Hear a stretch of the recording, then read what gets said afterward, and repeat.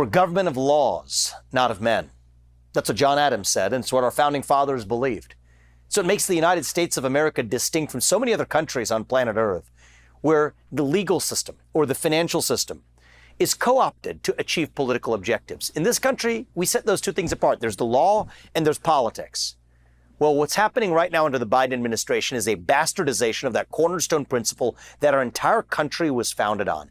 Weaponizing not just the DOJ, though that's really important. We're seeing that every day. Not just the DOJ, but three-letter agencies across the federal bureaucracy to get done through the back door what they could not get done through the halls of Congress. That leaves a hollowed-out husk of our constitutional republic in its wake.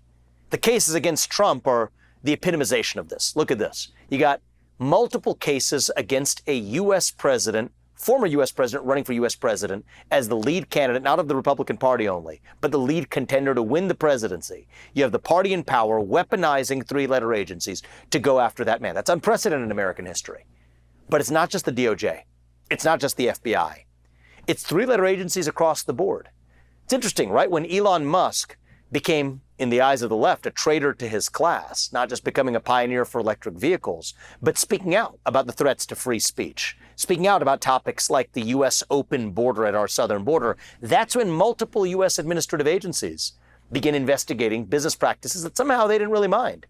If there were problematic business practices, why did they become problematic only after he started speaking his mind in a way that contravened what increasingly has become the regime in this country? But it's not just Donald Trump. It's not just Elon Musk. We're going to see, and I think already are seeing, the beginning of a trickle-down effect across Americans across the board who disagree with the political views of the party in power. The beauty of America is you're allowed to have a different point of view. You're allowed to be expressive of your opinions. That's what America was founded on, without having the government penalize you for doing so.